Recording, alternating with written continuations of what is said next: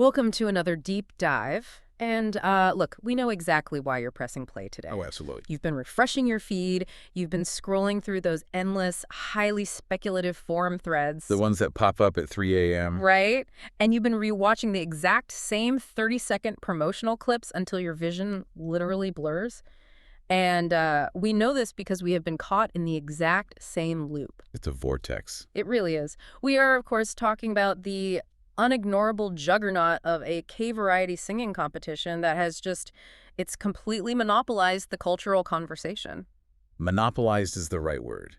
It's reached a level of cultural saturation that is genuinely rare in today's, highly fragmented media landscape. Yeah. You literally cannot walk into a grocery store or sit in a waiting room or open a social media app without encountering some fragment of this show. That's everywhere. It is an algorithmic anomaly. It has effectively become mandatory viewing. And if you're taking the time to join this deep dive today, you are not engaging with this program passively. No, definitely. You aren't the casual viewer who just leaves the television running in the background while making dinner. You are the analytical superfan. The chess grandmaster studying old tournament tapes. Exactly. As superfans, you already know the editing bay manufactures drama. You understand reality television is a constructed narrative.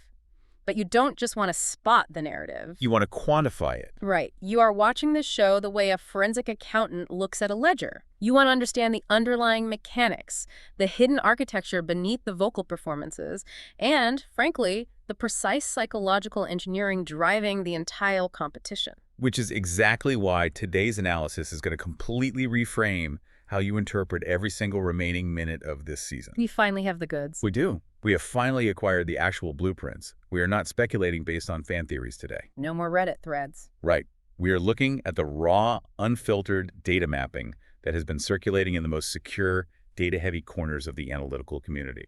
So let's just get right into the mission here.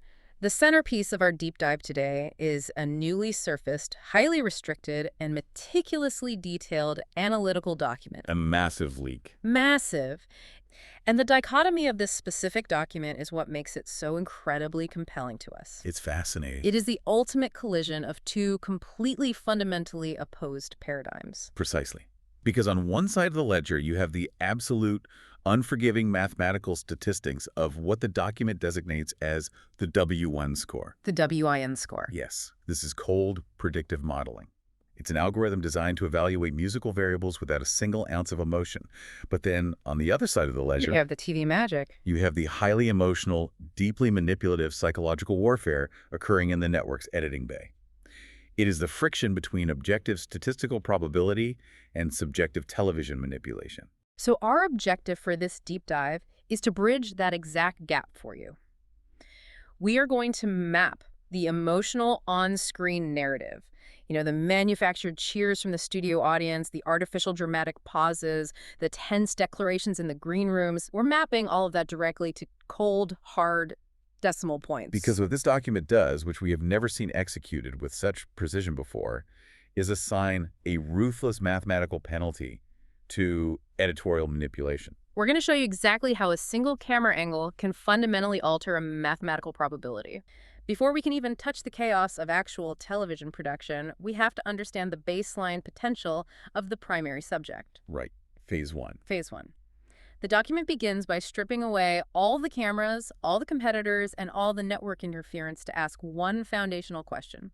It labels this section the PS model. The PS model. Now, P obviously stands for probability, but the S stands for solo, as in the singer Gwyn Dorado operating entirely solo in a vacuum without any other contestants to disrupt her choices. I look at the PS model as the theoretical honeymoon phase of the data. The honeymoon phase, I like that.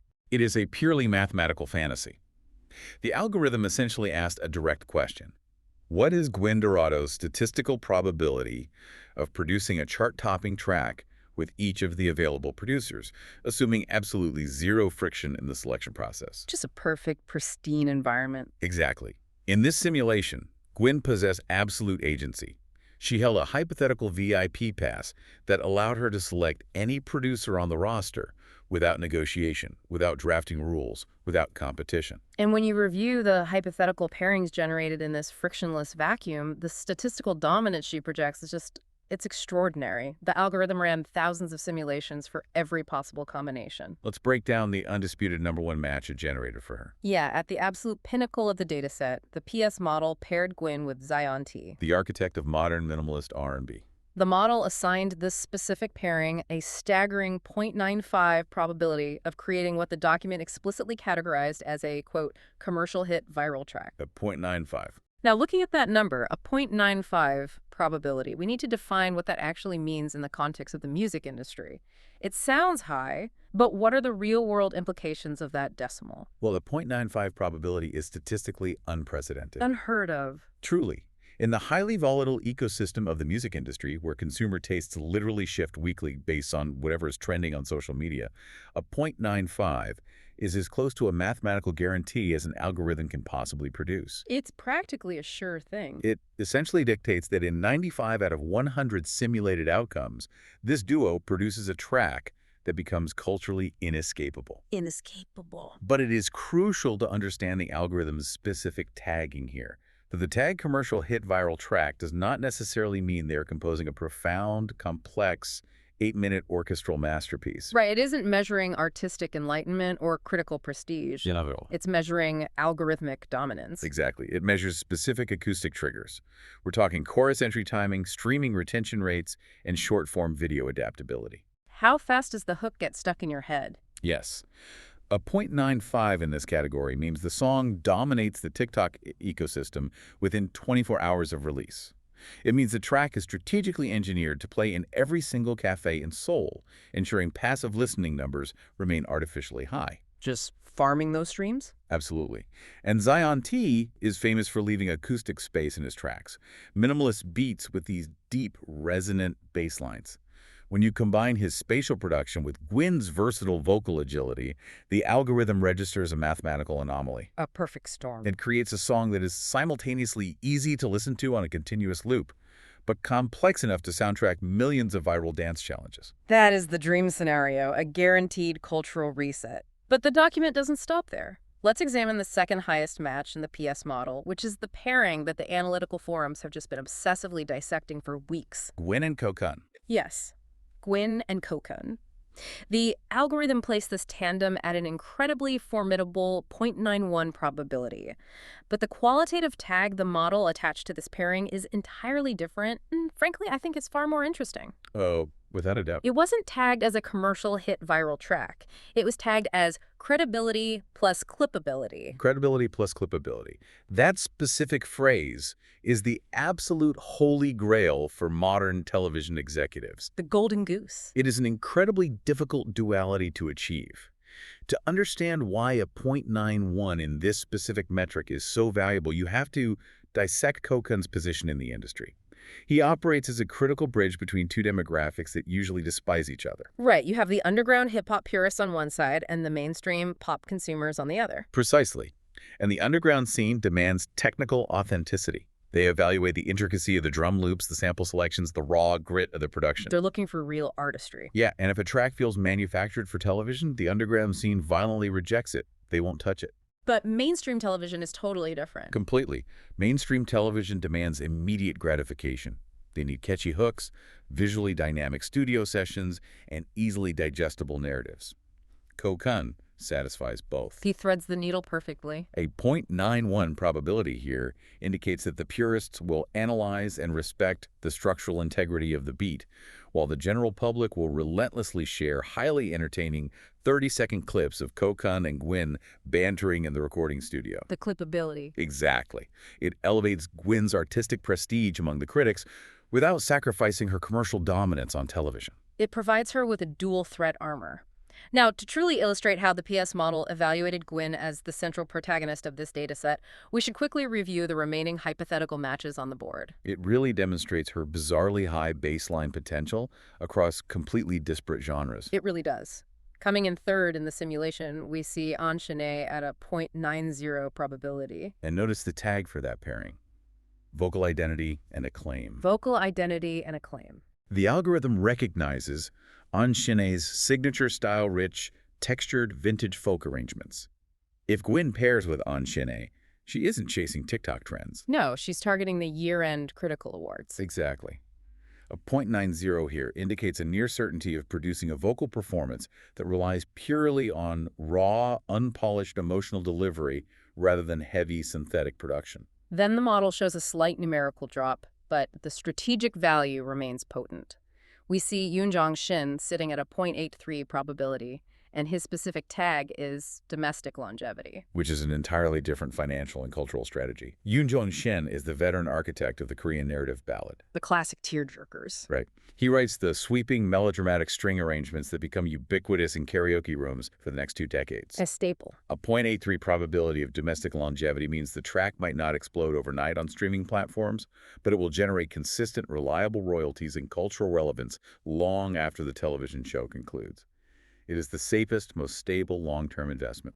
Which brings up a vital point of perspective. In the real world, outside of this specific document, a 0.72 probability of a hit song is a phenomenal metric. It's massive. Major record labels pour millions of dollars into marketing campaigns, hoping to achieve a 72% success rate. Yeah. But within the context of Gwyn's PS model, it sits at the absolute bottom. This is exactly where the raw spreadsheet data becomes a cognitive trap. A trap for the fans. Yes. You look at these staggering numbers, the 0.95s, the 0.91s, the 0.90s, and it induces a kind of statistical blindness. You start writing the final chapters of the season before the cameras are even turned on. Because the 0.95 probability sounds unbeatable on paper. But as you said, this is a hypothetical honeymoon. There is a glaring, massive flaw in the PS model. It's a complete fantasy. It assumes Gwyn just gets to walk into a room, point at a producer, and claim them as her own. It completely ignores the brutal reality of the actual drafting process. Exactly. The PS model operates as if the other 5 competing singers do not exist. It assumes a frictionless environment devoid of human agency. Right. It does not account for a producer actively deciding they want to experiment with a different vocal tone. It does not account for the sheer, unpredictable chaos of television recording schedules. It is a vacuum, and vacuums do not exist on reality television. Which brings our theoretical, optimistic baseline crashing directly into a brick wall. We have to exit the vacuum. Time to wake up. The document explicitly transitions us away from hypothetical simulations and into the historical reality of the production timeline. This moves us into phase 2, the brutal reality of the draft and the implementation of the W's model. This represents the major paradigm shift in the data. We are now analyzing the events that actually transpired during episodes 3 and 4 of the broadcast. The theoretical buffet is officially closed. The models were forced to recalibrate based on the actual finalized tandems that were locked in during the televised draft. The contestants could no longer rely on hypothetical potential. They had to survive with the specific producer they secured. So let's analyze how Gwyn navigated this reality check. Because she didn't walk away empty-handed. In fact, she secured a highly advantageous position. He did. Gwyn successfully drafted her number 2 overall algorithmic pick, securing Hyewoo's Co-Kun. By locking him in, she effectively materialized that 0.91 probability path. She locked it down. She secured the credibility plus clippability route. And from a purely mathematical standpoint, successfully retaining a 0.91 baseline potential through a highly competitive draft is a monumental victory. It keeps her firmly positioned at the top of the competitive hierarchy. But the document does not celebrate this victory. It focuses entirely on the statistical heartbreak of the draft.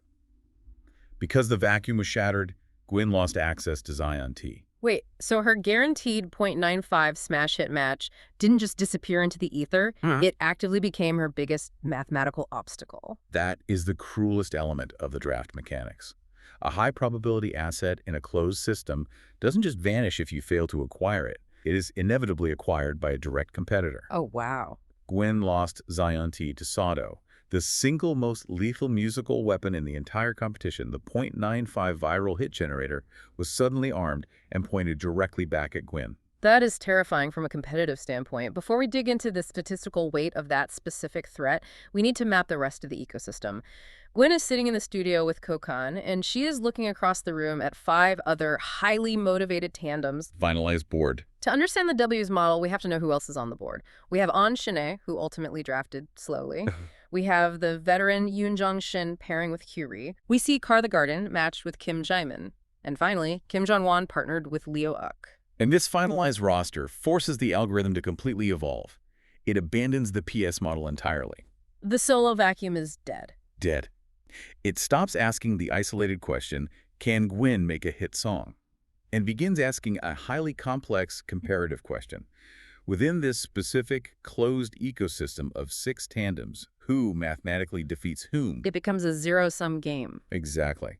To answer this, the document introduces the W's model, which the analytical community commonly refers to as the W score. What we're looking at first is version 1 of the W score, calculated immediately after the draft concluded. The document breaks down the W-score formula into 5 distinct weighted variables. And if we don't thoroughly demystify these specific variables right now, the rest of the editorial analysis is just going to seem like random numbers to you. We have to lay the groundwork. So let's break down exactly how the algorithm calculates competition-wide hit probability. Okay, the foundation of the formula is the H variable, which stands for hit probability. This is the heaviest single metric, weighted at 30% of the total score. 30%. This variable analyzes the raw baseline musical potential of the tandem. It basically scrapes the historical charting data of the producer and cross-references it with the specific vocal tone of the singer. It asks, based purely on audio mechanics, what is the sheer likelihood this specific composition charts in the top 10? So H is the pure audio metric, the baseline musicality. Next, the algorithm factors in D, which stands for domestic appeal, weighted at 25%. A massive jump. This is a fascinating variable because it measures demographic elasticity. I like to think of this as the bakery test. The bakery test, yeah. Right, like, will a highly technical underground hip-hop beat alienate a family running a quiet bakery in Busan? Or will a slow, melancholic ballad bore a teenager streaming music in Gangnam? Exactly. The D variable measures how seamlessly the track can permeate across wildly different age groups and geographic locations without facing active resistance from the listener. Following domestic appeal, the model introduces P for performance, which sits at a 20% weight. Because it's still a TV show. We must remember the context. This is a television show culminating in live broadcast performances. A song can possess absolutely flawless studio production, but if the live execution is visually stagnant, the overall impact diminishes instantly. People want a spectacle. The P variable anticipates stage presence. Does the singer have a history of commanding a live audience? Can they deliver vocal stability while managing complex stage blocking, lighting cues, and potentially live instrumentation? It measures the translation from the isolated recording booth to the massive arena. Which brings us to N. And N stands for narrative, and it is weighted at 15%. This variable represents the storyline engineered entirely by the program directors. We need to pause and seriously interrogate this specific variable because it is the absolute linchpin of the entire document. A 15% weight applied to narrative. It's staggering. Think about the implications of that volatile statistical weight. 15% of a contestant's objective mathematical probability of winning a music competition is entirely divorced from their musical ability. Has nothing to do with their voice. Nothing. It is dictated completely by the editing bay. If the producers decide your recording session was visually mundane, or if they decide your background story lacks emotional resonance, your W-win score suffers a severe mathematical penalty before you even step up to the microphone. It's a structural reality of the genre. You aren't just competing against the other singers, you are actively competing for the editor's favor. You're performing for the cameras as much as the mic. And finally, to complete the formula, we have U for uniqueness, weighted at 10%. This variable functions as the algorithm's reward system for novelty. Is the tandem delivering a predictable, standard-issue ballad, or are they attempting a massive, unprecedented genre clash? The algorithm specifically penalizes pairings that sound too similar to the current top 10 trending tracks and rewards genuine sonic experimentation. Right. So by running those 5 variables, hit probability, domestic appeal, performance, narrative, and uniqueness, the algorithm generated the W's model version 1 scoreboard. The view on board. This is the pure, raw data snapshot taken immediately following the draft before any of the major narrative-driven episodes have been broadcast to the public. Let's look at the actual output. Here's the version 1 scoreboard reveal. Dominating the top of the field, we have Co-Kun and Dorado with a W win score of 0.856. Now, to contextualize that, in a highly competitive closed field of 6 distinct pairings, a 0.856 is an elite commanding lead. It suggests a very high degree of stability across all 5 of those variables. Right behind them, we see Yoonjong Shin and Kyuri securing a 0.798. Strong. Following them are Zion.T and Sado at 2.774. Moving into the lower half of the board, we find Kim Jong-won and Leo Ook at 0.712. enchaîner and slowly sit at 0.668. And at the bottom. And occupying the absolute bottom position in dead last are Car the Garden and Kim Jae-min at 0.634. I have to issue a severe analytical warning regarding this specific scoreboard. Yeah, please do. The version 1 standings are a cognitive trap. This snapshot is exactly where the casual viewing audience stops engaging critically. They look at these raw baseline numbers, they observe Gwyn Dorado dominating at 0.856, and they conclude that the remainder of the season is merely a drawn-out coronation. They think it's over. They assume the math is static. But this is reality television. The math is never static once the footage hits the editing bay. And that transition from static math to manipulated footage brings us to the absolute core of the document.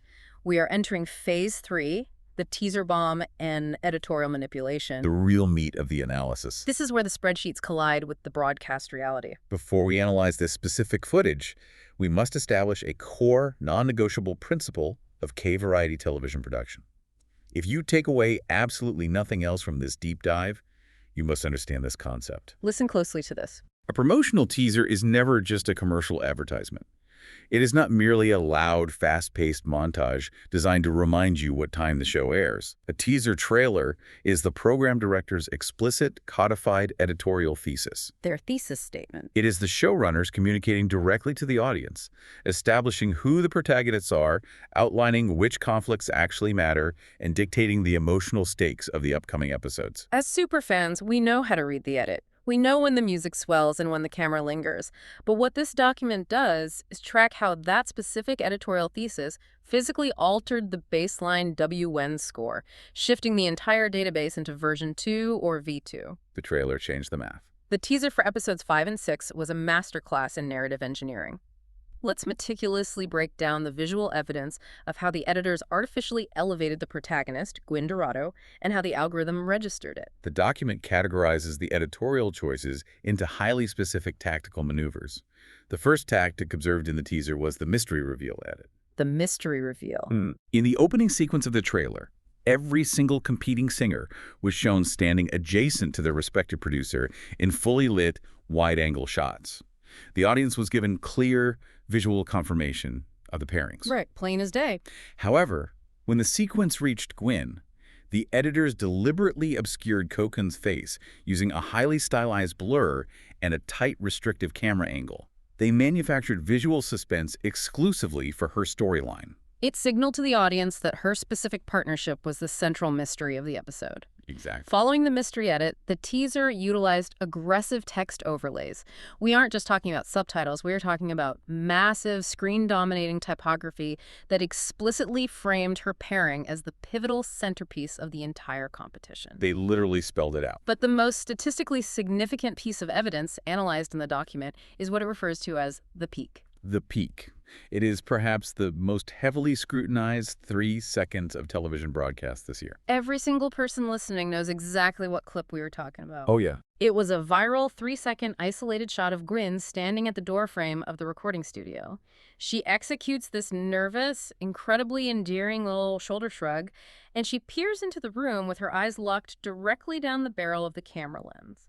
It looks like a completely spontaneous, unintentional moment of raw charm. Totally organic. But when you apply critical analysis to the production process, the reality is starkly different. The program directors did not just stumble upon that clip. They methodically combed through hundreds of hours of mundane, static studio footage to isolate that precise micro-expression. Why? Because they needed to broadcast undeniable visual evidence of her camera charisma. They were instructing the audience to emotionally invest in her as the primary protagonist. And the statistical reaction to this heavy-handed editorial investment is violent. The algorithm actively monitors screen time, visual framing, and isolated focus. Because of the mystery reveal edit, the typography framing, and the highly engineered virality of the peak, Gwyn's N variable, her narrative score, experiences an aggressive mathematical spike. It shoots right up. Simultaneously, the manufactured charm offensive inherently boosts her D variable, the domestic appeal, as it broadens her accessibility to casual viewers. As a direct result of these targeted editorial choices, her overall W score rockets upward. In the version 2 calculation, Gwyn and Co-Kun surged from their baseline of 0.856 to a monstrous 0.877. The mathematical gap between her and the rest of the competitors appeared to be widening into an insurmountable chasm. Untouchable. However, a compelling television protagonist requires a compelling antagonist. You cannot have a hero without a dragon to slay. It's basic storytelling. This is where the teaser trailer pivoted from elevating Gwyn to aggressively manufacturing a conflict. This transition leads us to the most aggressively manipulated segment of the entire promotional campaign. The intense editorial focus wasn't entirely monopolized by Gwyn. A significant portion of the trailer was dedicated to elevating Kim Jae-min, The competitor in the green shirt. Right. The editors executed a classic reality television maneuver. The backing track suddenly cut out to absolute silence. The camera executed a rapid digital zoom directly onto Kim Jae-min's face. He raised his hand, pointed directly off camera, and delivered the specific, isolated soundbite. Dorado is always my rival. Dorado is always my rival. It was a textbook, loud, declared rivalry. And this specific editorial sequence generated a fascinating, highly deceptive statistical illusion within the algorithm. An illusion. Yes. On paper, if a raw algorithm registers that level of dedicated editorial spotlight, the dramatic audio cuts, and the sheer volume of screen time, it interprets that data as massive positive momentum. It assumes he's doing well. It assumes the network is heavily invested in this individual's success. Consequently, Kim Jae-min's narrative and domestic variables experienced a rapid artificial inflation. The document shows that his version 2 score rocketed upward by plus 0.048. A huge jump. The surge physically pulled him out of dead last, allowing him to jump over on Shanae and slowly, landing at a completely artificially inflated 0.682. Suddenly, to the untrained eye, the math makes him look like a massive rising threat with serious competitive momentum. It creates the distinct illusion of a shifting hierarchy. But this brings us directly into the most crucial analytical framework of the entire document, which is Phase 4, the trap of K-variety editorial grammar. Phase 4? This is the section where the document actively shatters the assumptions built by that version 2 scoreboard. We really need to unpack this specific concept of K-variety editorial grammar, because when I first read this section of the leak, it fundamentally changed how I watched these programs. It's the conceptual anchor of the entire leaked database. The algorithm doesn't just measure screen time. It has been programmed to analyze the context of the screen time based on historical television tropes. It reads between the lines. The central tenet of K-variety editorial grammar is this: a contestant who loudly and explicitly declares a rivalry in a promotional teaser trailer is almost invariably a narrative sacrifice. A narrative sacrifice. It sounds incredibly cynical when you put it that way, but the logic is undeniable. It exposes the brutal, highly efficient psychological engineering utilized by Korean program directors. You have to step back and ask a structural question. Why is the production team dedicating so much expensive broadcast time to building up Kim Jae-min? Right. He occupies the role of the sympathetic, slightly older underdog. Yeah. But the historical data proves they are not highlighting him because they anticipate his victory. No. They are meticulously constructing his narrative architecture strictly to have him tragically and publicly lose to the primary protagonist, Gwyn Dorado. The math of the sacrifice makes perfect sense from a storytelling perspective. A hero's journey is only validated by the strength of the villain they overcome. If Gwyn merely steamrolls a collection of quiet background competitors who never challenge her, her ultimate victory feels hollow and unearned to the viewing audience. It's boring television. Exactly. But if the production team painstakingly builds up Kim Jae-min, giving him intense close-ups, allowing him to confidently declare a rivalry, and manipulating the edit to make the audience believe he possesses genuine momentum when she inevitably crushes him in the vocal rounds, her dominance appears infinitely more impressive. Exactly. The loud, explicit declaration of rivalry in a teaser is not a sign of strength. It is a flashing neon indicator that says this competitor has been selected for elimination. Wow. Therefore, an advanced algorithm cannot apply a positive mathematical value to a storyline that is structurally designed to end in failure. Recognizing this established trope, the document executes a severe algorithmic correction. Kim Jae-min's artificially inflated narrative score is violently penalized. Every single decimal point he gained from the dramatic zooms and the isolated sound bites is methodically clawed back. You raved. His adjusted win score instantly collapses right back down to 0.665. He is immediately relegated back to last place. The perceived threat was a complete editorially manufactured mirage. However, the ruthless application of K-variety editorial grammar does not selectively punish the antagonists. If the algorithm penalizes fake momentum, it must also critically evaluate the heavily pushed narratives of the frontrunners. It cuts both ways. We have to apply the same critical lens to Gwyn Dorado. The document introduces a metric called the Editorial Reliability Discount, or the ERD. This is the specific section of the data where the dedicated Dorado fan base needs to brace themselves for a serious reality check. The television industry is inherently cynical. Showrunners routinely overhype certain contestants to manipulate viewer engagement metrics. The historical data compiled within the document reveals a startling statistic. Heavily pushed teaser narratives, specifically the ones utilizing the mystery reveals, the massive typography, and the viral micro-expressions, are historically only 55% accurate in predicting the actual victor. Let me pause on that number, 55%. So you are telling me that the most aggressively pushed, highly engineered narrative on the entire broadcast, the storyline they are spending the majority of their promotional budget on, is effectively just slightly better than a random coin flip. That is precisely what the historical regression analysis indicates. That's insane. The document meticulously breaks down the remaining 45% failure rate of these hyped narratives to explain network incentives. According to the data, there is a 30% probability that the overwhelming editorial focus is simply the network cynically milking their most popular, highly trending contestant for social media engagement. Just farming engagement. They know she isn't going to win the final vocal bout, but they place her front and center in the trailer because her fan base will trend the hashtags, generate free marketing, and boost the initial broadcast ratings. They use her as bait for the algorithms, and what about the remaining 15%? The remaining 15% is perhaps the most terrifying variable for a frontrunner.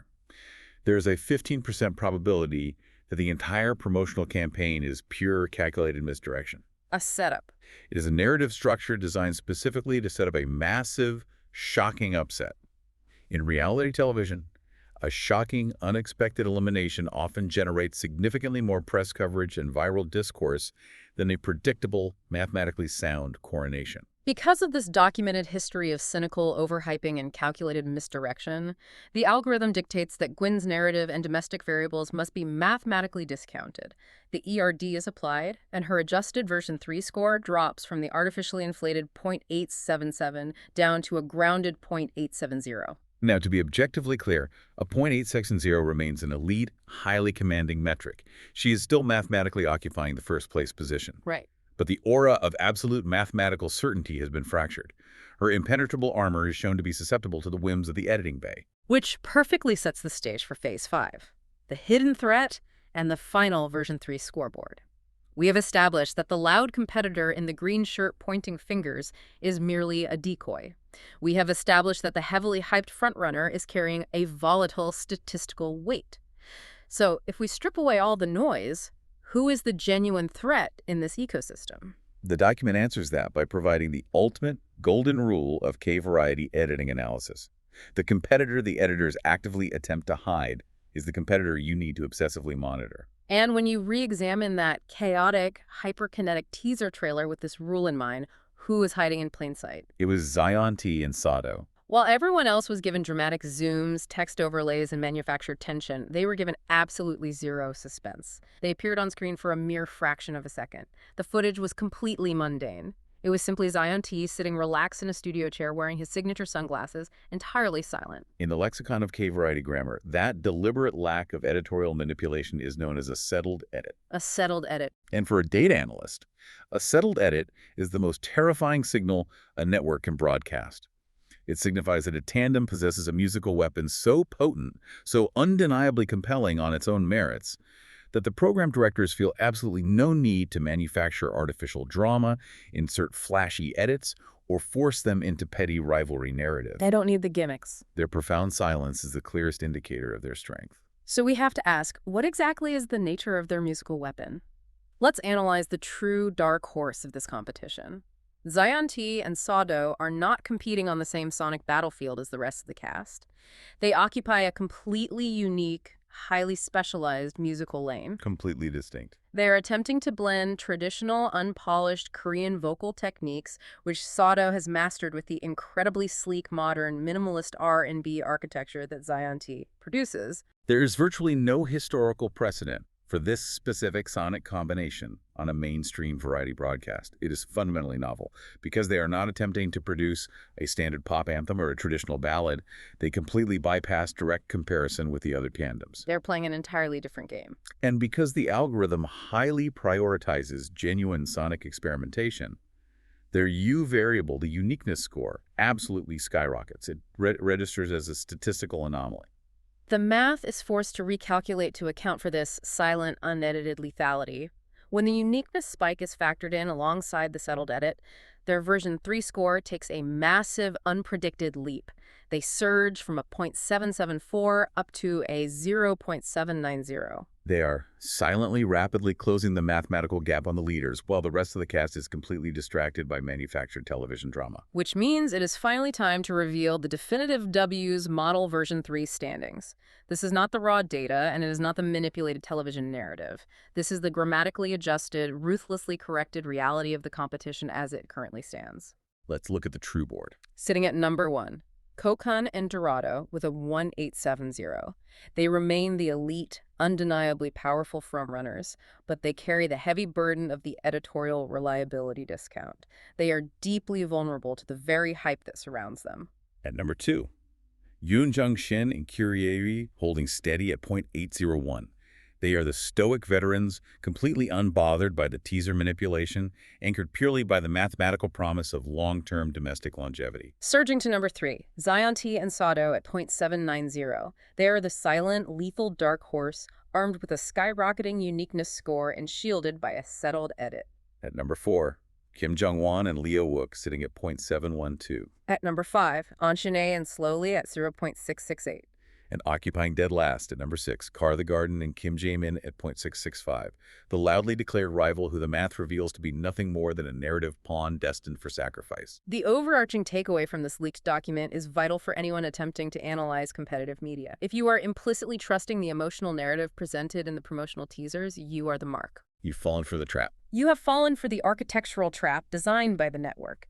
The mathematical probabilities only reveal the true state of the competition when they are rigorously adjusted to account for the psychological warfare of the editors. Reviewing this document genuinely forces you to reevaluate how you consume information on a much broader scale. Absolutely. And I want to leave you with a final provocative thought to consider long after this deep dive ends.